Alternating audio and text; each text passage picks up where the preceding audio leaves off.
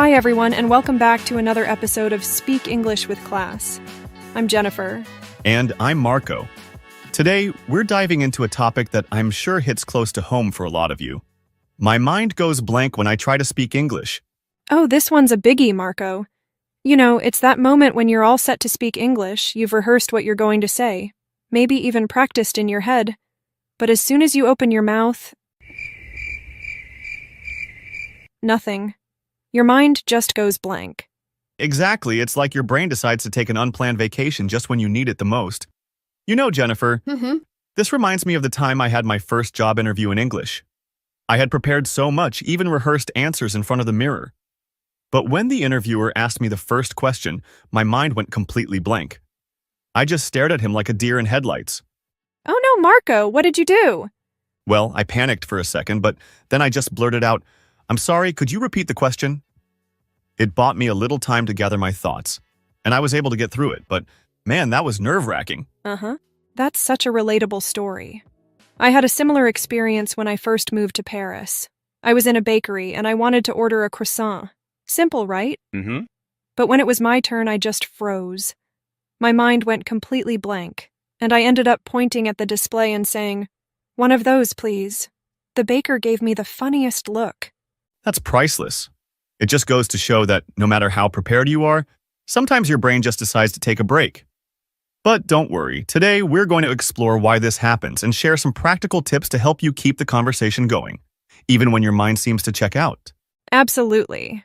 So if you've ever found yourself in this situation, keep listening because we've got some great strategies to help you stay cool and confident when speaking English. All right, let's get into it. First things first, Jennifer, why does our mind go blank when we try to speak a foreign language, especially English? Well, Marco, it's usually a combination of nerves and cognitive overload. When you're trying to speak a language that's not your native one, your brain is doing a lot of work. It's processing grammar, vocabulary, pronunciation, and all of that in real time. If you add a little pressure, like speaking in front of someone or trying to impress your boss, your brain can just freeze up. It's like trying to run multiple apps on an old computer. Eventually, something's going to crash. That makes total sense. It's like trying to juggle too many balls at once. Eventually, one or two are going to hit the ground. And let's be honest, the fear of making mistakes doesn't help either. You're so worried about saying the wrong thing that your brain just says, "You know what? I'm out of here." Exactly. So let's talk about how to overcome this blank mind syndrome.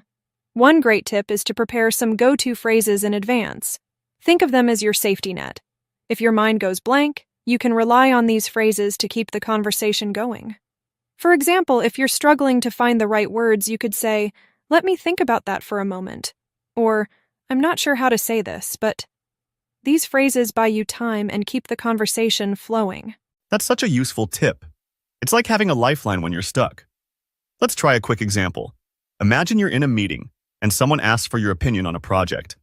Instead of panicking, you could say, "That's a great question. Let me take a second to gather my thoughts."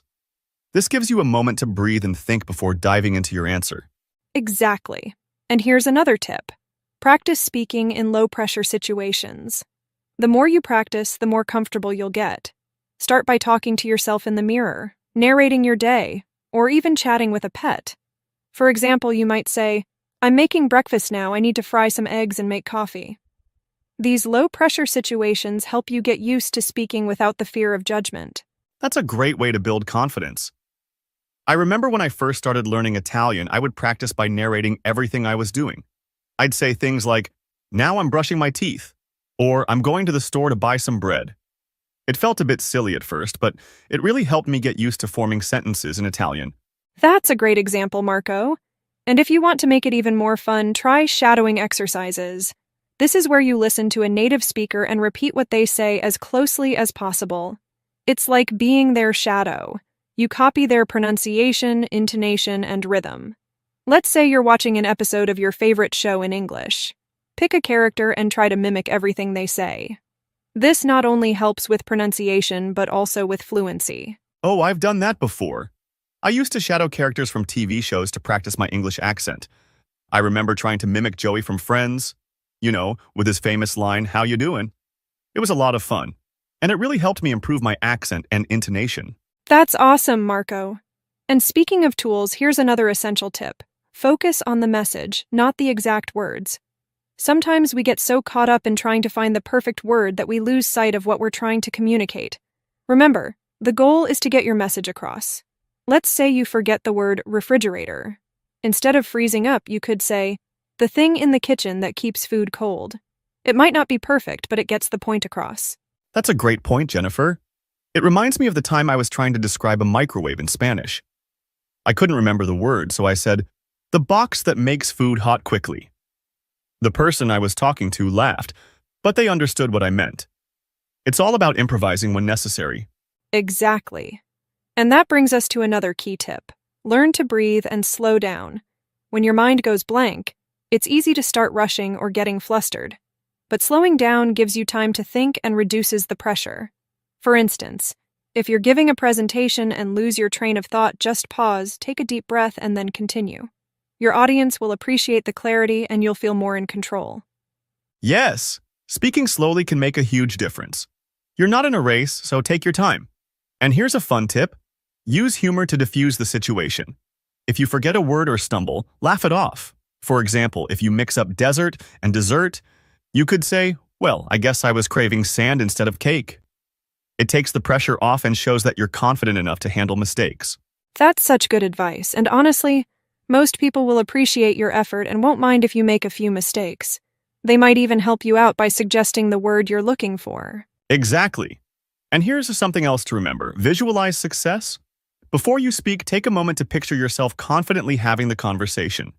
Visualization can be a powerful tool to help reduce anxiety and boost your confidence.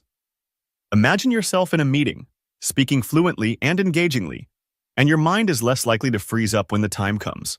Visualization is such a powerful technique. It's like rehearsing in your mind before the actual performance. And speaking of preparation, let's not forget the importance of expanding your vocabulary. Sometimes our minds go blank simply because we don't have the words we need.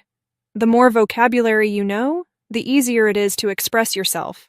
For instance, if you're learning words related to business, make sure you know different ways to talk about profits, losses, negotiations, and so on.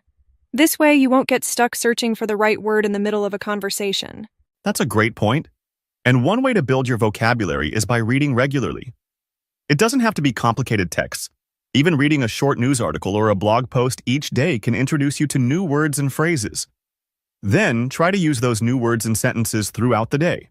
For example, if you learn the word negotiation, you might say, I have a negotiation with a client tomorrow, even if you're just practicing by yourself. Absolutely. And here's another tip related to vocabulary. Group your new words into themes. For example, learn all the words related to cooking one week, like stir, boil, bake, and then practice them by talking about your favorite recipes. The next week, you could focus on words related to travel, like luggage, boarding pass, departure, and use them in sentences about a trip you've taken or plan to take. Themed vocabulary learning is a game changer. It helps you remember words better because they're all related, and you're more likely to use them together in conversation.